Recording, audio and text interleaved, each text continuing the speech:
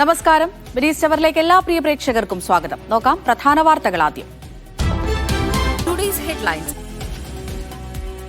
UAE-യിൽ ഇനി പൊതുമാപ്പ് കാലം. സെപ്റ്റംബർ 1 മുതൽ 2 മാസം ഇളവ്. വിസ നിയമം ലംഘിച്ചവർക്ക് പിഴയില്ലാതെ നാട്ടിലേക്ക് മടങ്ങാം. രേഖകൾ നിയമവിധേയമാക്കാനും അവസരം. എമർജൻസി സർട്ടിഫിക്കറ്റ് സൗജന്യമാക്കി ദുബായ് ഇന്ത്യൻ കോൺസുലേറ്റ്.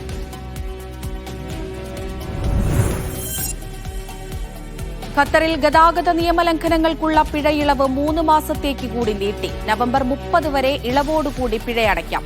പ്രവാസികളും സന്ദർശകരുമടക്കം എല്ലാവർക്കും ആനുകൂല്യം. കുവൈത്തിൽ വാഹനത്തിന്റെ ഓഡോമീറ്ററുകളിൽ കൃത്രിമത്വം കാണിച്ച 2 പേർ പിടിയിൽ.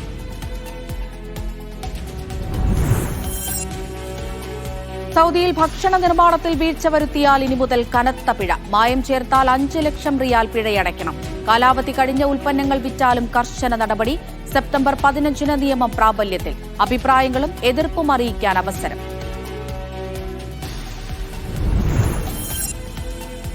ഇന്ധനവില കുറച്ച UAE. പെട്രോളിന് 15 ഫിൽസും ഡീസലിന് 17 ഫിൽസും കുറയും. ഖത്തറിൽ എണ്ണവിലയിൽ മാറ്റമില്ല.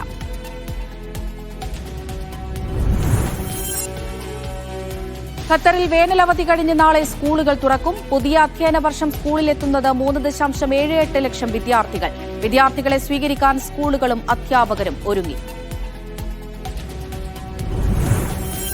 ചേരുന്നുണ്ട് നാസർ. വലിയ തരത്തിലുള്ള പ്രതിസന്ധി ഇപ്പോഴും നിലനിൽക്കുകയാണ്. ഇനിയൊരു വെടിനിർത്തലിനായി എത്ര നാൾ കാത്തിരിക്കേണ്ടി വരും?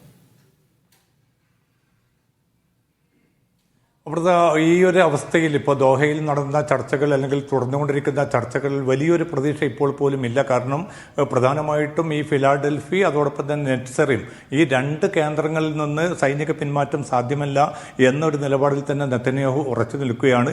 ഇതിൽ മാറ്റം വരുത്തിയിട്ടില്ല എങ്കിൽ അത്തരമൊരു ചർച്ച മുന്നോട്ട് പോകുന്നതിൽ പ്രസക്തിയില്ല എന്ന് ഹമാസ് മധ്യസ്ഥ രാജ്യങ്ങളെ അറിയിക്കുകയും ചെയ്തിട്ടുണ്ട്. അതുകൊണ്ട് തന്നെ ദോഹ ചർച്ച ഏറെക്കുറെ വഴിമുട്ടി നിൽക്കുന്ന ഒരു അവസ്ഥ തന്നെയാണ് ഉള്ളത്. സുരക്ഷാ മന്ത്രിസഭ യോഗം ചേർന്നെങ്കിലും പ്രതിരോധ മന്ത്രി യോവ് ഗാലന്റ് ഉൾപ്പെടെയുള്ളവർ ഇത്തരം ഒരു സമ്പൂർണ്ണമായിട്ടുള്ള സൈനിക പിന്മാറ്റം നടത്തി ആണെങ്കിൽ പോലും ഈ ബന്ദികളെ ജീവനോടുകൂടി രക്ഷപ്പെടുത്താനുള്ള ഒരു അവസരമാണ്, അവസാന സന്ദർഭം കൂടിയാണ്.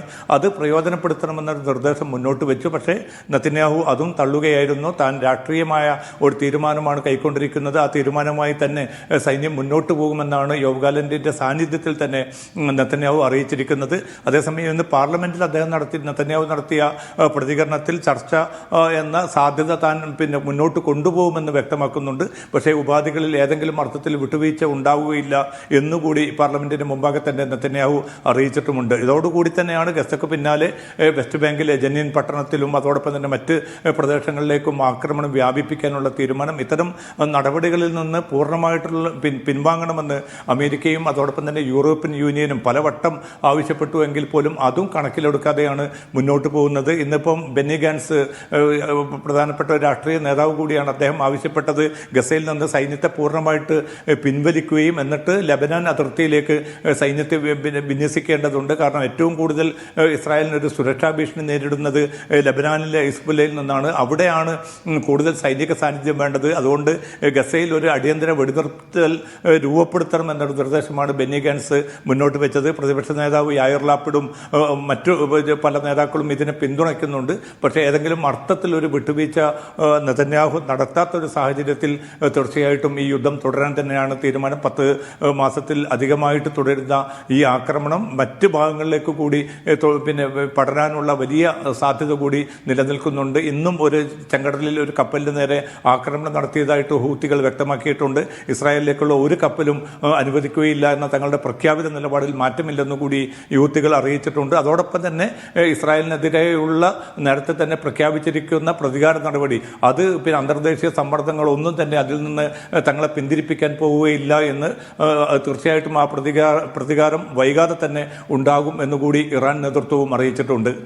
നാസർ, ഈ പറഞ്ഞതുപോലെ വലിയ കഷ്ടമാണ്. 11 മാസത്തിലേക്ക് അടുത്തിരിക്കുകയാണ് ഈ ആക്രമണം ആരംഭിച്ചിട്ട്. ഇപ്പോൾ ഏറ്റവും ഒടുവിൽ നമുക്ക് ലഭിക്കുന്ന വിവരങ്ങൾ വെച്ച് നോക്കുകയാണെങ്കിൽ ഈ വെസ്റ്റ് ബാങ്കിൽ ആക്രമണം ശക്തമാക്കുകയാണ്. ജനീൻ നഗരത്തിൽ ഉപരോധം ഏർപ്പെടുത്തിയിട്ടുണ്ട്. വെള്ളമില്ല, ഭക്ഷണമില്ല, വൈദ്യുതിയില്ല, ഇതൊക്കെ വിച്ഛേദിച്ചിരിക്കുന്നു. അവിടുത്തെ നിലവിലെ ആളുകളുടെ ഒരു സാഹചര്യം എന്താണ്? ഒരു തരത്തിലുള്ള സഹായവും അവർക്ക് ലഭിക്കുന്നില്ല എന്നാണോ? അമൃത, തീർച്ചയായിട്ടും. കാരണം ജനീൻ നഗരത്തിൽ ആയിരക്കണക്കിന് പലസ്തീൻ അഭയാർത്ഥികൾ തിങ്ങി താമസിക്കുന്ന കേന്ദ്രം കൂടിയാണ്.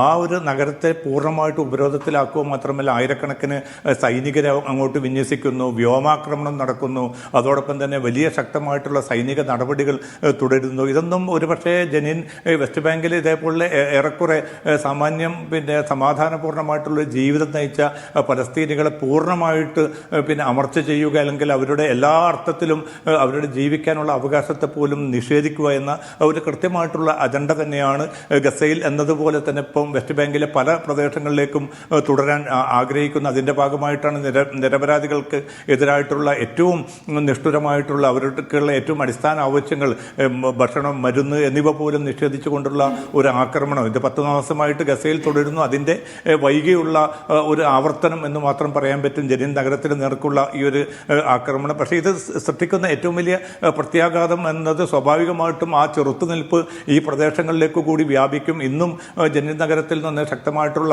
പ്രത്യാക്രമണം ഉണ്ടായതായിട്ട് ഇസ്രായേൽ സൈന്യം തന്നെ അറിയിക്കുന്നുണ്ട്. നിരവധി സൈനികർക്ക് പരിക്കേറ്റതായിട്ടുള്ള റിപ്പോർട്ടുകൾ പുറത്തു വരുന്നുണ്ട്. അതിനെ നേരിടാനും കൂടുതൽ മനുഷ്യത്വ വിരുദ്ധമായിട്ടുള്ള നടപടികളാണ് ഈ സ്ത്രീകളും കുട്ടികളും ഉൾപ്പെടെയുള്ള പലസ്തീൻ അഭയാർത്ഥികൾക്ക് നേരെ ജനീൻ നഗരത്തിലും തുടരുന്നത്. അതോടൊപ്പം തന്നെയാണ് ബെൻഗവീർ, സ്മോട്രിക് ഉൾപ്പെടെയുള്ള മന്ത്രിമാരുടെ പ്രകോപനപരമായിട്ടുള്ള പ്രസ്താവനകൾ തുടരുന്നു.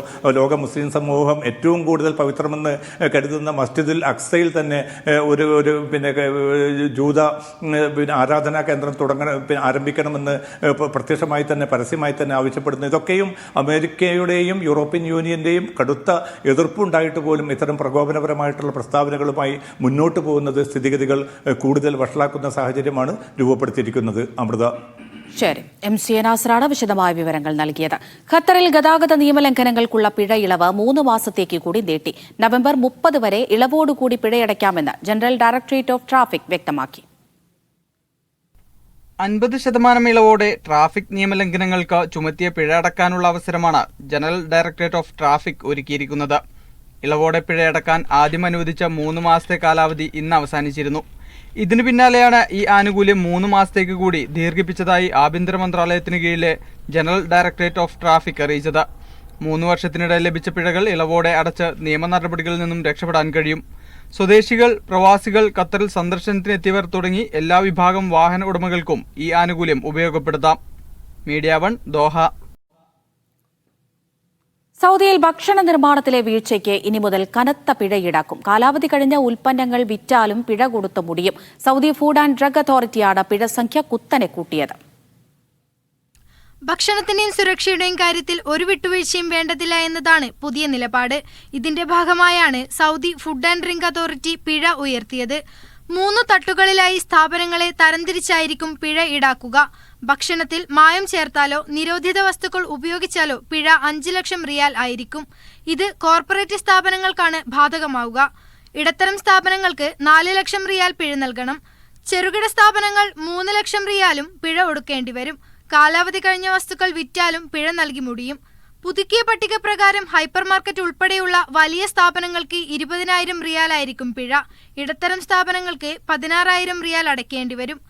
ബക്കാലകൾ ഉൾപ്പെടെയുള്ള ചെറുകിട സ്ഥാപനങ്ങൾക്ക് 12,000 റിയാലായിരിക്കും പിഴയായി അടക്കേണ്ടി വരിക. ഫുഡ് ആൻഡ് ഡ്രിങ്ക് അതോറിറ്റിയാണ് പുതുക്കിയ പട്ടിക പ്രസിദ്ധീകരിച്ചത്.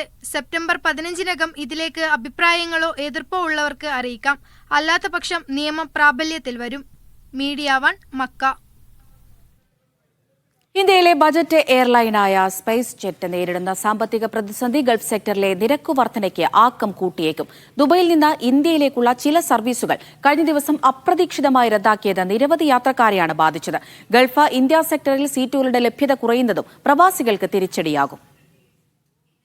സാമ്പത്തിക പ്രതിസന്ധി രൂക്ഷമായതോടെ 150ഓളം പൈലറ്റുമാരോടും മറ്റും നിർബന്ധിത അവധിയിൽ പ്രവേശിക്കാൻ കഴിഞ്ഞ ദിവസമാണ് സ്പൈസ് ജെറ്റ് ആവശ്യപ്പെട്ടത്. ഇന്ത്യ ഗൾഫ് സെക്ടറിലെ സർവീസുകൾ താളം തെറ്റിയതും സാമ്പത്തിക പ്രതിസന്ധിയുടെ ഭാഗമാണെന്നാണ് വിലയിരുത്തൽ. പ്രവർത്തനപരമായ കാരണങ്ങൾ മൂലമാണ് ദുബായ് സർവീസുകൾ കഴിഞ്ഞ ദിവസം റദ്ദാക്കിയതെന്നാണ് സ്പൈസ് ജെറ്റ് നൽകുന്ന വിശദീകരണം. എന്നാൽ കടുത്ത സാമ്പത്തിക പ്രതിസന്ധി മൂലം എയർപോർട്ട് ഫീസിൽ കുടിശ്ശിക വരുത്തിയതായ റിപ്പോർട്ടും പുറത്തുവരുന്നുണ്ട്. Directorate general of civil aviation നിരീക്ഷണം ശക്തമാക്കിയ സാഹചര്യത്തിലാണ് സർവീസുകൾ വെട്ടിച്ചുരുക്കിയതെന്നാണ് സൂചന. ദുബൈയിൽ നിന്ന് മുംബൈ ഉൾപ്പെടെയുള്ള നഗരത്തിലേക്കുള്ള സർവീസുകളാണ് റദ്ദാക്കിയത്. സർവീസ് റദ്ദാക്കിയ വിമാനത്തിലെ യാത്രക്കാരെ മറ്റു സ്പൈസ് ജെറ്റ് ഫ്ലൈറ്റുകളിലും എയർലൈൻസുകളിലും യാത്ര ചെയ്യാൻ അനുവദിക്കുകയോ പൂർണ്ണമായ റീഫണ്ട് നൽകുകയോ ചെയ്തതായി കമ്പനി വിശദീകരിച്ചു. നേരത്തെയും ചില സർവീസുകൾ സ്പൈസ് ജെറ്റ് റദ്ദാക്കിയിരുന്നു. പ്രതിസന്ധി വ്യാപിച്ചാൽ ഗൾഫ് പ്രവാസികളുടെ വിമാനയാത്ര കൂടുതൽ ചെലവേറിയതായി മാറും. അവധിക്കാലത്തും മറ്റും നടക്കുന്ന സീസൺ കൊള്ളക്കും ഇതോടെ വ്യാപ്തി കൂടും. Media 1 Dubai. UAEയിൽ നാളെ മുതൽ ഇന്ധനവില കുറയും. പെട്രോൾ ലിറ്ററിന് 15 ഫിൽസും ഡീസൽ ലിറ്ററിന് 17 ഫിൽസുമാണ് കുറയുക.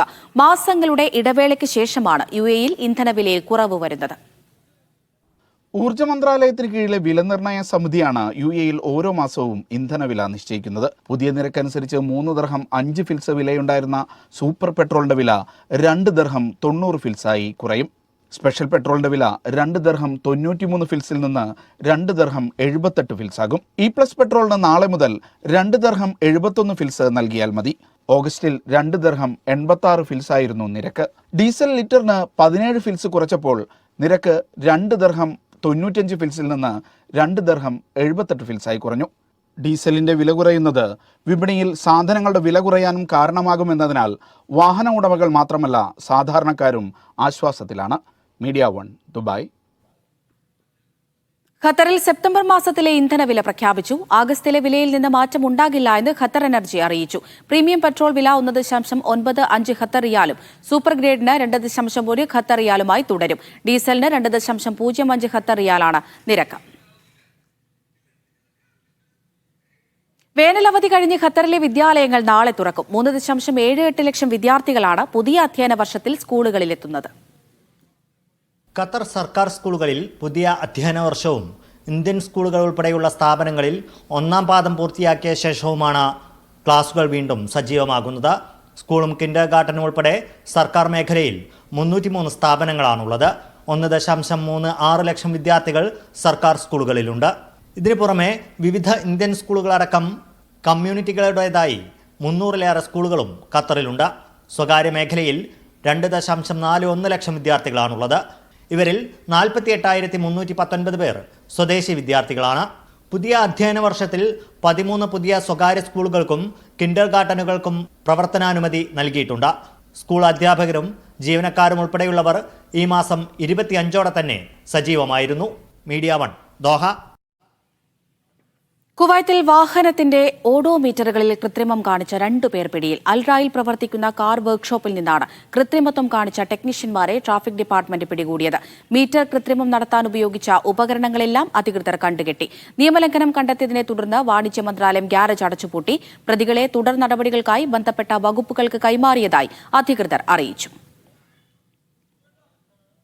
കുവൈത്തിൽ ഉച്ചസമയത്തെ തൊഴിൽ നിയന്ത്രണം അവസാനിച്ചു. കനത്ത ചൂട് കണക്കിലെടുത്താണ് രാജ്യത്ത് നേരത്തെ ഉച്ചസമയത്ത് തൊഴിൽ നിയന്ത്രണം ഏർപ്പെടുത്തിയത്.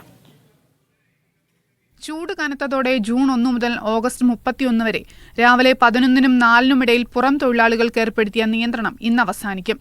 നിയന്ത്രണം നീക്കുന്നത് സംബന്ധിച്ച് public authority four man power അറിയിപ്പ് പുറത്തിറക്കും.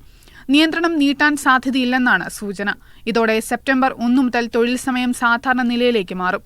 അന്തരീക്ഷ താപനില ഉയർന്നതോടെ ജൂൺ 1 മുതലാണ് ഉച്ചസമയത്ത് പുറം ജോലികൾക്ക് നിയന്ത്രണം ഏർപ്പെടുത്തിയിരുന്നത്. തൊഴിലാളികളെ കടുത്ത താപനിലയിൽ നിന്നും സംരക്ഷിക്കുവാനും ആരോഗ്യ പ്രശ്നങ്ങളിൽ നിന്നും ഒഴിവാക്കുന്നതിനുമാണ് ഉച്ചവിശ്രമം ഏർപ്പെടുത്തിയത്. ഇത്തവണ കനത്ത ചൂടാണ് കുവൈത്തിൽ രേഖപ്പെടുത്തിയത്. രാജ്യത്തിന്റെ വിവിധ ഭാഗങ്ങളിൽ ദിവസങ്ങളോളം അന്തരീക്ഷ താപനില 50 ഡിഗ്രി സെൽഷ്യസിന് മുകളിൽ വരെ ഉയർന്നിരുന്നു. നിലവിൽ രാജ്യത്ത് ശരാശരി 46 ഡിഗ്രിക്കടുത്താണ് അന്തരീക്ഷ താപനില രേഖപ്പെടുത്തുന്നത്. വരും ദിവസങ്ങളിൽ അന്തരീക്ഷ താപനില ഗണ്യമായി കുറയുമെന്നാണ് പ്രതീക്ഷ. Media 1 Kuwait. അറബിക്കടലിൽ രൂപം കൊണ്ട അസ്ന ചുഴലിക്കാറ്റിന്റെ ശക്തി കുറയാൻ സാധ്യതയുണ്ടെന്ന് Oman civil aviation authority. Sur വിലായത്തിലെ റാസ് അൽഹദ് തീരത്ത് നിന്ന് 635 കിലോമീറ്റർ അകലെ വടക്ക് കിഴക്കൻ അറബിക്കടലിലാണ് നിലവിൽ കാറ്റിന്റെ സ്ഥാനം. അസ്ന ചുഴലിക്കാറ്റിന്റെ വേഗത മണിക്കൂറിൽ 83.34 കിലോമീറ്റർ വരെയാണ്. ചുഴലിക്കാറ്റിന്റെ ഭാഗമായുള്ള മഴ മേഘങ്ങൾ റാസ് അൽഹദ് തീരത്ത് നിന്ന് 280 കിലോമീറ്റർ അകലെയാണുള്ളത്. ഞായറാഴ്ച വൈകിട്ട് മുതൽ മഴ തുടങ്ങാനിടയുണ്ടായെന്നും സിവിൽ ഏവിയേഷൻ പൊതു അതോറിറ്റി അറിയിച്ചു. സെപ്റ്റംബർ 1-2 തീയതികളിലും മസ്കറ്റ്, തെക്ക് വടക്ക് ഷർഗീയ ഗവർണറേറ്റുകളിലും അൽ ഗുസ്ദയുടെ ഭാഗങ്ങളിലും മഴ ലഭിക്കും. 30 മില്ലിമീറ്റർ വരെ മഴയ്ക്കൊപ്പം 55 മില്ലിമീറ്റർ വരെ വേഗതയിൽ കാറ്റും ഉണ്ടാകാനിടയുണ്ട്. വാദികൾ നിറഞ്ഞൊഴുകാൻ സാധ്യതയുള്ളതിനാൽ ജാഗ്രത പാലിക്കണമെന്നും അധികൃതർ അറിയിച്ചു. ഒമാൻ കടലും അറബിക്കടലും പ്രക്ഷുബ്ധമായേക്കും. തിരമാലകൾ 3 മുതൽ 5 മീറ്റർ വരെ ഉയരാനിടയുള്ളതിനാൽ താഴ്ന്ന പ്രദേശങ്ങളിൽ വെള്ളം കയറുവാൻ ഇടയുണ്ട്. തീരത്തുനിന്ന് ദിശ മാറിയ ന്യൂനമർദ്ദം ചൊവ്വാഴ്ച പുലർച്ചെ 3 മണിയോടെ ദുർബലമാകുമെന്നാണ് പ്രതീക്ഷിക്കുന്നതെന്നും അതോറിറ്റി അറിയിച്ചു. Media 1 Muscat. ഹസ്ന ചുഴലിക്കാറ്റ് യുഎയിൽ കാര്യമായ പ്രത്യാഘാതം സൃഷ്ടിക്കില്ല എന്ന് വിലയിരുത്തൽ. അറബിക്കടലിൽ രൂപം കൊണ്ട ചുഴലിക്കാറ്റ് സൃഷ്ടിക്കുന്ന ഭീഷണി വിലയിരുത്താൻ ദേശീയ ദുരന്ത നിവാരണ അതോറിറ്റി യോഗം ചേർന്നു. ചുഴലിക്കാറ്റിന്റെ ഫലമായി യുഎയുടെ കിഴക്കൻ തീരത്ത് കടൽ പ്രക്ഷുബ്ധമായിരിക്കും. ഒപ്പം ചിലയിടങ്ങളിൽ കടലാക്രമണത്തിനും സാധ്യതയുണ്ടെന്ന് അധികൃതർ അറിയിച്ചു. കുവൈത്തിൽ സർക്കാർ ഓഫീസുകളിൽ 2 ഷിഫ്റ്റ് നടപ്പിലാക്കാൻ ആലോചന. ഇത് സംബന്ധമായി സിവിൽ സർവീസ് കമ്മീഷൻ വിളിച്ച യോഗത്തിൽ വിവിധ മന്ത്രാലയങ്ങളിലെ അണ്ടർ സെക്രട്ടറിമാർ പങ്കെടുത്തു. യോഗത്തിന് സിവിൽ സർവീസ് കമ്മീഷൻ ബ്യൂറോ മേധാവി ഡോക്ടർ ഇസാം അൽ റുബയാൻ നേതൃത്വം നൽകി. പൊതുജനങ്ങൾക്ക് രാവിലെയും വൈകുന്നേരവും സർക്കാർ സേവനങ്ങൾ ലഭ്യമാക്കുന്നതിനുള്ള സാധ്യതകളെക്കുറിച്ചാണ് ചർച്ചകൾ നടന്നത്. രാജ്യത്തെ സർക്കാർ സേവനങ്ങളുടെ ഗുണനിലവാരം ഉയർത്തുന്നതിന്റെ ഭാഗമായാണ് പുതിയ നടപടികൾ. ഷിഫ്റ്റ് സമ്പ്രദായം നടപ്പിലാക്കുന്നതോടെ സ്വദേശികൾക്കും പ്രവാസികൾക്കും രാവിലെയും വൈകിട്ടും സർക്കാർ സേവനങ്ങൾ ലഭ്യമാകും. മുബാറക് അൽ കബീർ തുറമുഖ പദ്ധതി സ്ഥലത്ത് കുവൈത്ത് പൊതുമരാമത്ത് മന്ത്രി നൂറ അൽമഷാറും ചൈനീസ് പ്രതിനിധികളും മുതിർന്ന കുവൈത്ത് ഉദ്യോഗസ്ഥരും സന്ദർശിച്ചു. പദ്ധതിയുടെ നടത്തിപ്പ് വേഗത്തിലാക്കുന്നതിനുള്ള അമീരി നിർദ്ദേശങ്ങളുടെ ഭാഗമായാണ് സന്ദർശനമെന്ന് അൽമഷാൻ പറഞ്ഞു. തുറമുഖ നിർമ്മാണവുമായി ബന്ധപ്പെട്ട് കഴിഞ്ഞ സെപ്റ്റംബറിൽ കുവൈത്തും ചൈനയും തമ്മിൽ ധാരണാപത്രം ഒപ്പുവച്ചിരുന്നു. പദ്ധതി നടപ്പിലാക്കുന്നതും കൈകാര്യം ചെയ്യുന്നതും പ്രവർത്തിപ്പിക്കുന്നതും അടക്കമുള്ളതാണ് കരാർ. തുറമുഖം സ്ഥാപിക്കുന്നതിനും വികസിപ്പിക്കുന്നതിനുമുള്ള കാര്യങ്ങൾ വേഗത്തിലാക്കുമെന്ന് ചൈന പ്രതിനിധി സംഘം വ്യക്തമാക്കി. സൗദിയിൽ വാണിജ്യ ബില്ലുകൾ സകാത്ത് ആൻഡ് ടാക്സ് അതോറിറ്റിയുമായി ഇ ബില്ലിംഗ് സംവിധാനവുമായി ബന്ധിപ്പിക്കുന്നതിന്റെ 15ാം ഘട്ടം പ്രഖ്യാപിച്ചു. 2022-23 വർഷത്തിൽ 4 ദശലക്ഷം നികുതി വരുമാനം രേഖപ്പെടുത്തിയ സ്ഥാപനങ്ങൾക്കാണ് ഈ ഘട്ടത്തിൽ നിബന്ധന ബാധകമാവുക. ആദ്യഘട്ടങ്ങളുടെ പൂർത്തീകരണം നടന്നുവരികയാണ്. ഇലക്ട്രോണിക് വാണിജ്യ ഇൻവോയ്സുകൾ ടാക്സ് അതോറിറ്റിയുമായി നേരിട്ട് ബന്ധിപ്പിക്കുന്ന നടപടികളുടെ 15ാം ഘട്ടവും സൗദി ടാക്സ് അതോറിറ്റി പ്രഖ്യാപിച്ചു. നടപടി പ്രാബല്യത്തിൽ വരുന്നതിന് 6 മാസം മുമ്പ് തന്നെ സ്ഥാപനങ്ങളെ അറിയിക്കുമെന്ന അതോറിറ്റി ചട്ടങ്ങളുടെ ഭാഗമായാണ് പ്രഖ്യാപനം. 2025 മാർച്ച് 1 മുതലാണ് പുതിയ ഘട്ടത്തിന് തുടക്കമാകുക. 2022-23 വർഷത്തിൽ 4 മില്യണിലധികം നികുതി വരുമാനം രേഖപ്പെടുത്തിയ സ്ഥാപനങ്ങൾക്കാണ് ഈ ഘട്ടത്തിൽ നിബന്ധന ബാധകമാകുക. പട്ടികയിൽ ഉൾപ്പെടുന്ന സ്ഥാപനങ്ങൾക്ക് പദ്ധതി നടപ്പിലാക്കാനുള്ള നടപടികൾ സ്വീകരിക്കുന്നതിനുള്ള സാവകാശമാണ് ഇനിയുള്ള 6 മാസക്കാലം. 2021 ഡിസംബർ 4 തുടക്കം കുറിച്ച പദ്ധതിയുടെ വിവിധ ഘട്ടങ്ങൾ ഇതോടെ പൂർത്തിയാവുകയാണ്. Naushad റിക്കൂർ, media 1, Dammam. ലോകത്തിലെ ഏറ്റവും വലിയ എയർ കണ്ടീഷനിംഗ് സംവിധാനം പ്രവർത്തിക്കുന്നത് മക്കയിലെ ഹറമിൽ. 1,55,000 ടൺ ശേഷിയുള്ള എയർ കണ്ടീഷനിംഗ് സംവിധാനമാണ് ഇവിടെ ഉപയോഗിക്കുന്നത്. ഹറം കാര്യവകുപ്പാണ് ഇക്കാര്യം അറിയിച്ചത്. 2 പ്രധാന നിലയങ്ങൾ വഴിയാണ് ഹറം ശീതീകരിക്കുന്നത്. അൽഷാമിയ, അജിയാത്ത് എന്നിവയാണവ. 2 ഇടങ്ങളിലുമായി 1,55,000 ടൺ ശേഷിയുള്ള എയർ കണ്ടീഷനിംഗ് സംവിധാനമാണ് ഉപയോഗിക്കുന്നത്. ഹറമിൽ നിന്നും വ്യത്യസ്ത ദൂരങ്ങളിലായാണ് ഈ നിലയങ്ങൾ. ദിവസേന 9 തവണ അൾട്രാ വയലറ്റ് രശ്മികൾ ഉപയോഗിച്ച് അണുവിമുക്തമാക്കിയതിനു ശേഷമാണ് തണുത്ത വായു ഹറമിലെത്തിക്കുന്നത്. സന്ദർശകരുടെ എണ്ണവും തിരക്കുമനുസരിച്ച് വായുവിന്റെ അളവ് സജ്ജീകരിക്കും. ഇത് ഹറമിനകത്ത് സന്തുലിതമായ കാലാവസ്ഥ സൃഷ്ടിക്കും. സാങ്കേതിക വിദഗ്ധരുടെ മേൽനോട്ടത്തിലാണ് സംവിധാനം പ്രവർത്തിക്കുന്നത്. കാലാവസ്ഥക്കനുസരിച്ച് താപനില ക്രമീകരിച്ചാണ് ഹറമിൽ തണുത്ത അന്തരീക്ഷം നിലനിർത്തുന്നത്.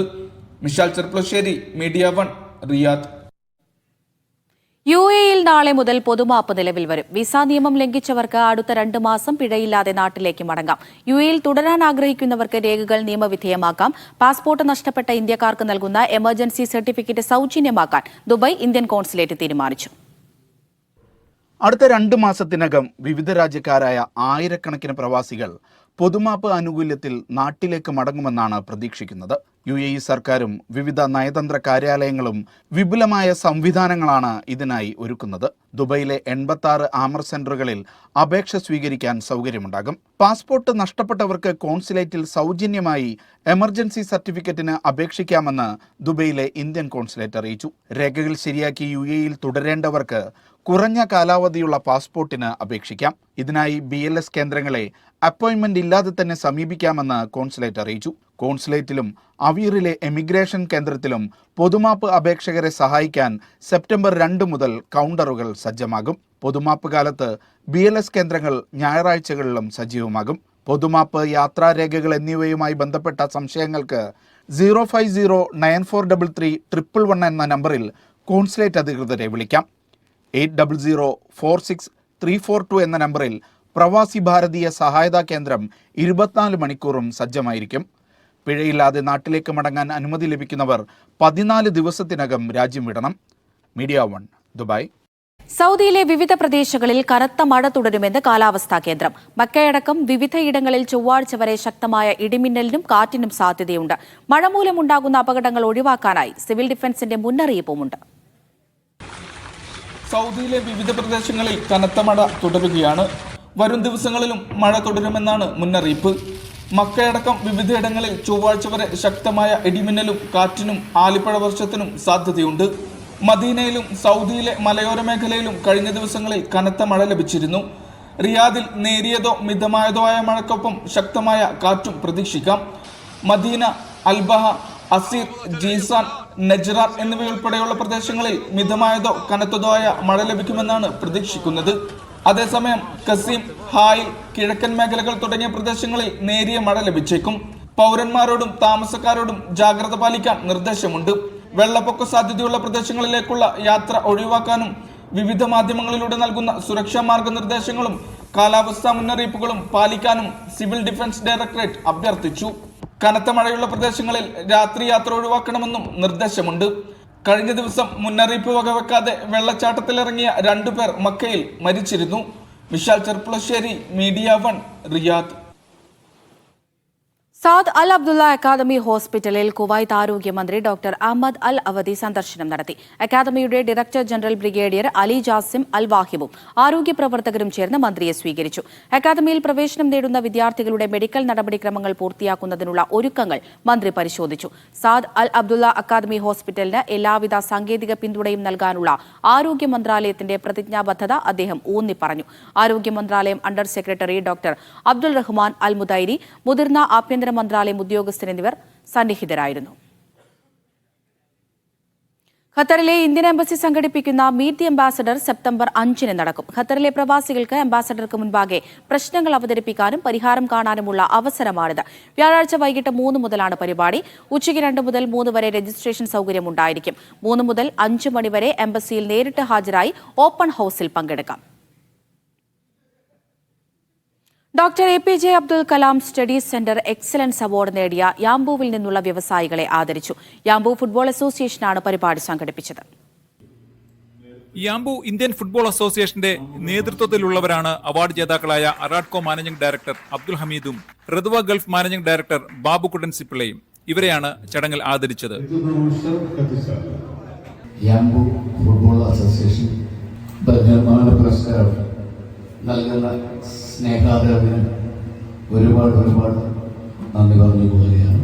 ജനറൽ മാനേജർ എന്നുള്ള പദവിയിൽ ഇരിക്കുമ്പോൾ ഇന്നത്തെ ഈ ഗവൺമെന്റിന് അതിൻ്റെ എല്ലാവിധ നന്ദിയും അറിയിക്കുകയാണ്. അതുപോലെ തന്നെ അതിൻ്റെ എല്ലാ വശങ്ങളും അതിന് സൗദി അറേബ്യ ഗവൺമെന്റിനും അതിന്റെ നന്ദി അറിയിക്കണം. KMCC ഓഡിറ്റോറിയത്തിൽ നടന്ന പരിപാടി Yanbu Malayali association president Saleem Vengara ഉദ്ഘാടനം ചെയ്തു. അവാർഡ് ജേതാക്കൾക്ക് യാംബുവിലെ വിവിധ രാഷ്ട്രീയ സാംസ്കാരിക സംഘടനാ നേതാക്കൾ ആശംസകൾ അർപ്പിച്ചു. പരിപാടിയിൽ ഇശൽ സന്ധ്യയും അരങ്ങേറി. ഷബീർ ഹസൻ, കരീം പുഴക്കാട്ടേരി, ഇബ്രാഹിം ചുങ്കത്തറ എന്നിവർ സംസാരിച്ചു. Media 1, Yanbu. IPC Kuwait region convention സംഘടിപ്പിക്കുന്നു. സെപ്റ്റംബർ 4 മുതൽ ആരംഭിക്കുന്ന കൺവെൻഷൻ 6 വരെ നീണ്ടു നിൽക്കും. NDCK ചർച്ച് ആൻഡ് പാരിഷ് ഹാളിൽ വെച്ച് നടക്കുന്ന വചന ശുശ്രൂഷ ഫാദർ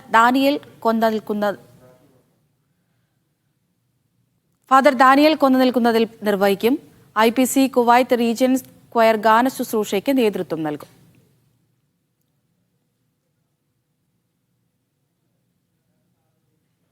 കുവൈറ്റ് KMCC മലപ്പുറം ജില്ലാ കമ്മിറ്റി വയനാട് ദുരിതാശ്വാസ ഫണ്ട് കൈമാറി. മലപ്പുറം ജില്ലാ കമ്മിറ്റി സമാഹരിച്ച 6,30,000 രൂപയാണ് KMCC സംസ്ഥാന കമ്മിറ്റി വയനാട് ദുരിതാശ്വാസ ഫണ്ടിലേക്ക് കൈമാറിയത്. പർവാനിയ ഫ്രണ്ട് ലൈൻ ഹാളിൽ നടന്ന പരിപാടിയിൽ അജ്മൽ വേങ്ങരയും ഹംസ കരിങ്കപ്പാറയും ചേർന്ന് സയ്യിദ് നാസർ മഷൂർ തങ്ങൾക്ക് തുക കൈമാറി.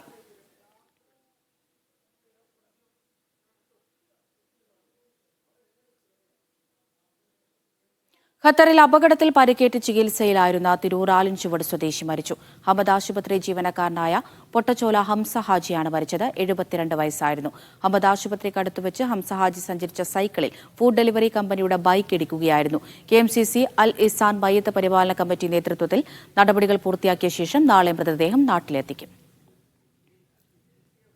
Ponnani cultural world foundation Bahrain ചാപ്റ്ററിന്റെ നേതൃത്വത്തിൽ Onotsavam 2024 September 27 Bahrain beach bay റിസോർട്ടിൽ സംഘടിപ്പിക്കുന്നു. രക്ഷാധികാരി ബാലൻ കണ്ടനകം പ്രോഗ്രാം ചെയർമാൻ ഷിഹാബ് വെളിയങ്കോടിന് ഓണോത്സവത്തിൽ പോസ്റ്റർ നൽകി പ്രകാശനം ചെയ്തു.